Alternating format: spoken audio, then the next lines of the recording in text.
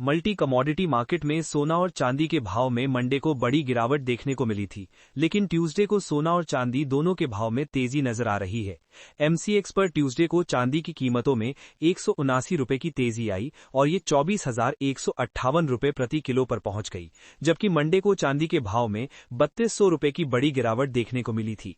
वहीं सोने के दाम में भी मंडे को 4,000 रुपए से ज्यादा की गिरावट आई थी, लेकिन ट्यूसडे को इसमें भी 18,000 रुपए से ज्यादा की तेजी देखी जा रही है।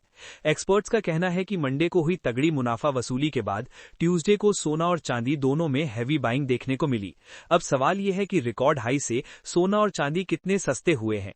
एमसीएक्स पर चांदी का ऑल टाइम हाई लेवल 2,54,174 रुपए प्रति किलो है और फिलहाल ये 1,41,508 रुपए प्रति किलो के आसपास कारोबार कर रही है, यानी अभी ये अपने रिकॉर्ड से लगभग 13,000 रुपए नीचे है।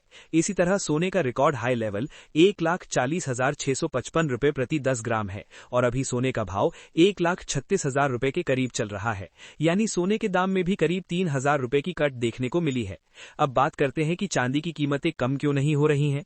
दरअसल चाइना 1 जनवरी से सिल्वर एक्सपोर्ट लाइसेंस रूल लागू करने जा रहा है, जिसका मतलब है कि सिर्फ बड़े और सरकारी मान्यता प्राप्त एक्सपोर्टर्स ही चांदी को बाहर भेज पाएंगे। इससे ग्लोबल सप्लाई पर असर पड़ेगा और डिमांड भी बढ़ेगी। इसी सेंटिमेंट की वजह से चांदी के दामों में तेजी बनी हुई है। बताया जा रहा है कि 60 से 70% ग्लोबल चांदी अवेलेबिलिटी का चाइना से डायरेक्ट या इनडायरेक्ट कनेक्शन है। ईटीएफ से लेकर कमोडिटी मार्केट तक इस मेटल की डिमांड में लगातार बढ़ोतरी हो रही है। ऐसा भी कहा जा रहा है कि डिलीवरी के लिए फिजिकल चांदी पर्याप्त मात्रा में अवेलेबल नहीं है और खरीदारी भी बढ़ती जा रही है।